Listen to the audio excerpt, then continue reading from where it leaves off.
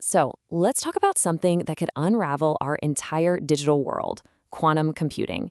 Now, these machines, they promise to change literally everything, but they also come with a massive threat. They could break the very locks that protect all our secrets. The big question is, are we even ready for that? Let's dive into the race to build a quantum secure future. Just think about this for a second. What if our entire system of digital security, everything we rely on, could be shattered in a moment? I know it sounds like something out of a movie, but this isn't science fiction. It's the reality we're facing as quantum computers get more and more powerful, and it's exactly why a whole new generation of security is being built as we speak. Okay, so here's the deal. The incredible, mind-boggling processing power of quantum computers is going to make today's encryption totally useless.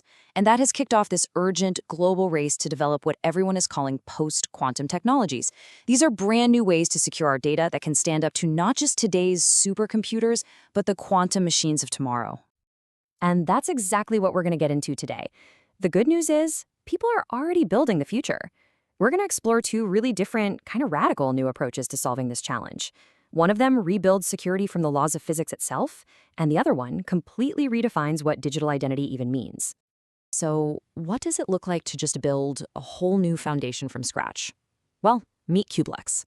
This isn't just some small upgrade to the blockchains we already know. It is a complete and total redesign. It bases its security not on solving complex math problems, but on the fundamental laws of physics. And this right here shows you just how big of a shift we're talking about. Traditional blockchains, they rely on just massive amounts of computational power for security. That's what we call mining or staking.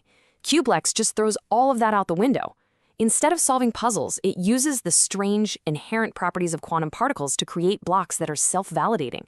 The security isn't coming from a bunch of computers working hard, it's coming directly from the laws of quantum mechanics. Okay, so how on earth does that even work? It's through a brand new technology called proof of coherence. It actually harnesses wild quantum properties like superposition. That's the ability of a particle to be in multiple states at once to check transactions in parallel.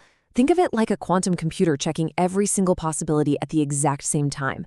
And the result? The block basically validates itself instantly without needing a whole network of miners to agree on it. It's pretty wild.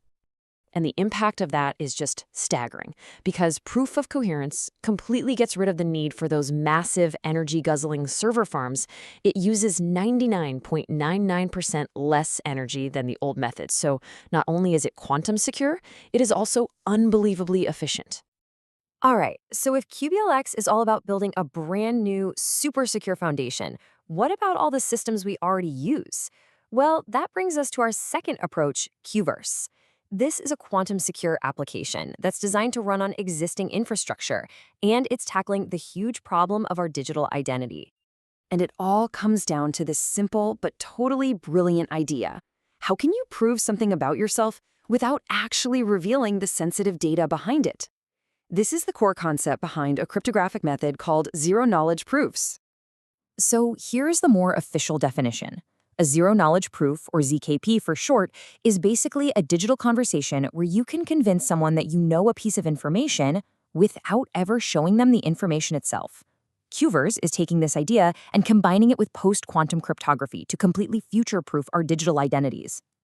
And here's how it would actually work for you in practice. It's pretty simple. First, you create your secure identity and you store it in your own digital wallet, so you are always in control. Then, when a website or a service needs to verify something about you, your wallet generates one of these zero-knowledge proofs. The service can then check that proof and see that it's valid, all in milliseconds, and all without ever seeing your actual private data.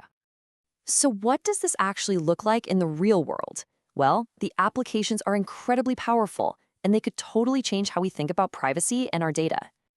I mean, just imagine proving you're over 18 to buy something online without ever sharing your actual birth date or your address. Or proving your credit score is high enough to get a loan without handing over your entire financial history. This is the power of selective disclosure. You're only sharing the proof, never the sensitive, personal data that's underneath.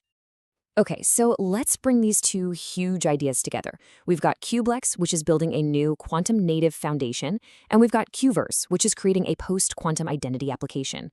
Now, these aren't competing ideas at all. They really represent two crucial, different layers of the secure digital world we're going to need to build. This slide just sums it up perfectly. Qblex is the base layer, a whole new kind of infrastructure using that proof of coherence technology. QIVeers is the application layer that uses post-quantum ZKPs to secure your identity, and it's designed to work with the systems we already have. You can think of it like this. One builds the brand new secure road, and the other builds a secure vehicle to travel on it. Now, to make this whole ecosystem work, the Qverse network uses a utility token called QVR. And this isn't about speculation. It plays a really important role in actually powering the identity verification system itself. And if you look at the distribution here, you can see it's really designed for long-term health. A massive 40% is set aside just for ecosystem growth, and another 25% goes to rewarding the network validators who are processing all those verifications. The whole model is built around utility, making sure the system can sustain itself and grow over time. And that leaves us with one last big thought. The race to build a quantum-secure future is definitely on. But it's more than just a race between technologies. It's a race between two very different visions. Do we build brand new foundations from the ground up, or do we secure the world we already have? The real question is, which approach will end up defining our future digital reality?